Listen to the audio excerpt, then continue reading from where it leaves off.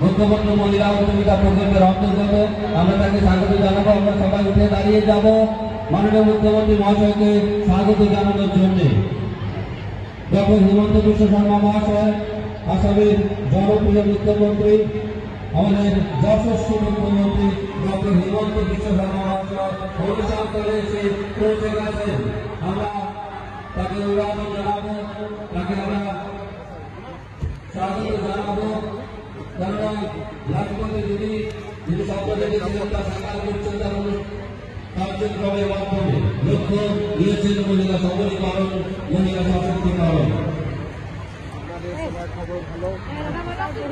আসামের মাননীয় মুখ্যমন্ত্রী জনপ্রিয় মুখ্যমন্ত্রী ডক্টর হিমন্ত বিশ্ব শর্মা মহাশয় অনুষ্ঠানস্থলে এসে পৌঁছে গেছেন। দিদির কাছে অনুরোধ, সবাই আমরা দাঁড়িয়ে তাকে আমরা স্বাগত জানাবো, অভিবাদন জানাবো। আমাদের মাননীয় মুখ্যমন্ত্রী মহাশয়কে আমরা পেয়েছি। আমরা মুখ্যমন্ত্রী জানাবো আসামের যশস্বী মুখ্যমন্ত্রী